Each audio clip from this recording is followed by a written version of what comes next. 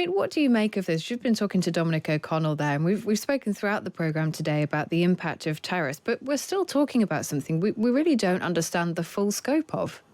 No, because, and I think what was just said there is absolutely right. We don't know because even people in the White House don't know. I mean, there is a complete chaos in the White House at the moment because the president seems to change his mind every second hour. They don't know whether it's just going to be reciprocal tariffs, will there be industry-specific tariffs? He's already announced on one on cars. Will it be revenge tariffs because he doesn't like you? I mean, will it be because of fentanyl, which was the original reason for Canada and Mexico getting tariffs? I mean, frankly, it's all over the place. And what he campaigned on and what he's now saying are two very different things. So I think the advice is right.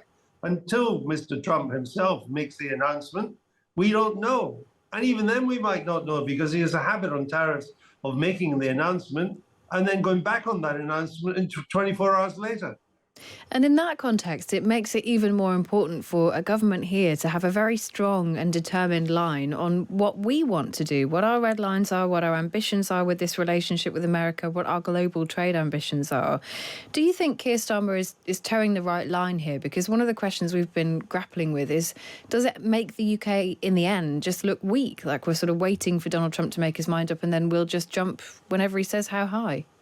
Well, I think the Prime Minister was right to try and get a carve-out of Britain. We don't run a huge surplus with America, particularly not in goods. Indeed, we run a deficit in goods, but we run a surplus on services, which are not covered by the tariffs, things like financial consultancy and so on. So I think that was sensible. But if you're not going to get the carve-out, there comes a time when you start having to be tough.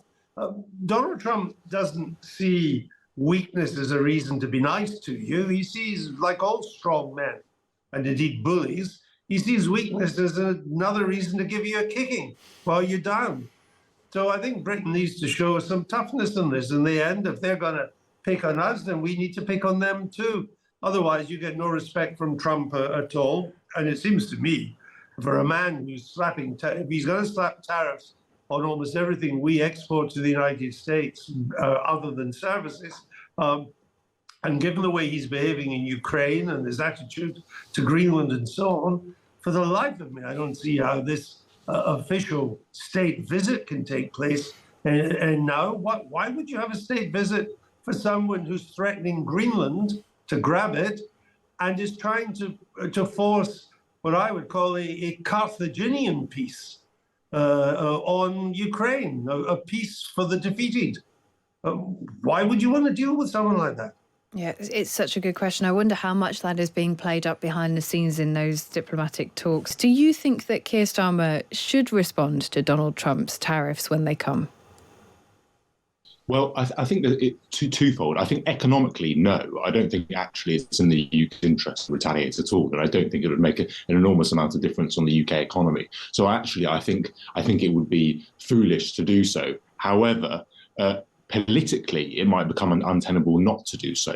If the President Trump is, incrementally levying more and more tariffs on the UK economy, it might end up looking quite weak to not do anything about it. And we see that through the Canadian example, with the fact that the Liberals have closed the gap based on their very tough rhetoric towards Donald Trump, and the Conservatives have looked too close to Trump. So I think Keir Starmer will be keen to want to avoid that.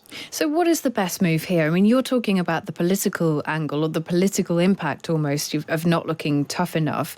I mean, the reality is as we pointed out earlier, the risk of not responding is actually the GDP. It's worse economically if we do respond. What is the best path to navigate here for the Prime Minister? Well, I think, fundamentally, he's got an impossible task because the people who work for the president clearly don't know what he's going to do on Wednesday either.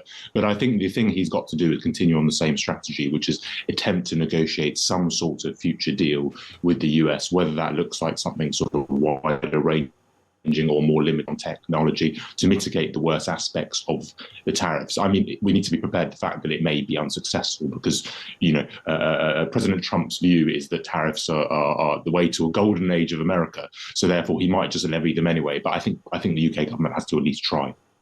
So the method at the moment is to try and achieve a trade deal. Some of the things that are being discussed inside government are removing the digital services tax. It's just under £1 billion that tax brings in to the UK's treasury. Do you think that would be a good deal, something good to have in play?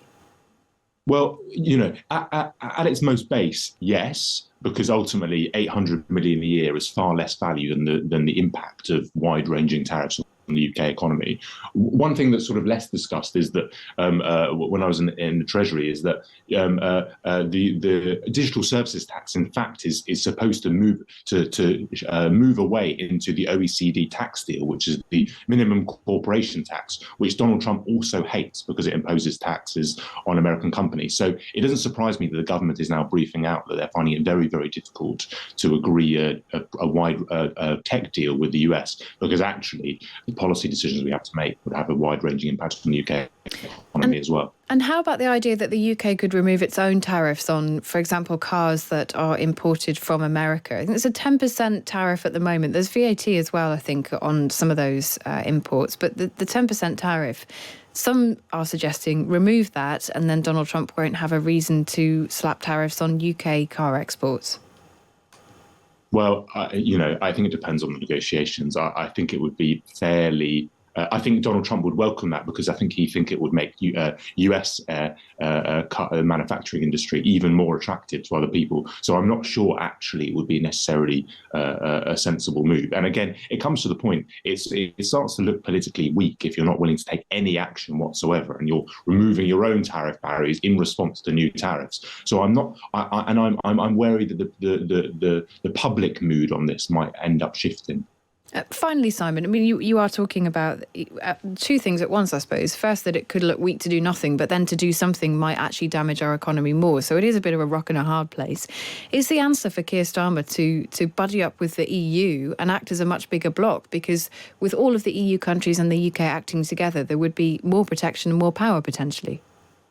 I do not think that actually, because while there'll be many wide-ranging views on Brexit and our current position, actually one of the benefits of Brexit is the fact that we have a separate trade policy, and it means that we're going to be insulated from the worst of the tariffs, which are almost undoubtedly coming to the EU later on. And actually, I think what we could see is the UK get preferential treatment on tariffs, still getting hit by tariffs, preferential treatment as a result of not being part of the hated EU in Donald Trump's mind. So while it makes sense from an economic perspective, from a political perspective when dealing with the Trump administration, I'm not sure it does. Yeah, it's really great insight. Simon Finkelstein, thank you so much for that. He is. Thank you very much. Thank you. He's Director of Geopolitical Issues at Brunswick and a former Special Advisor to Rishi Sunak. I'm listening to that question, Kate, so I don't have a sense that I know the answer to it. The public mood on all of this, because I think the public, generally speaking, are realists and recognise that if you tell them it will cost the British economy an awful lot to retaliate and it probably won't have any effects, we're not powerful enough, then what else can you do but roll further over? But then it looks weak.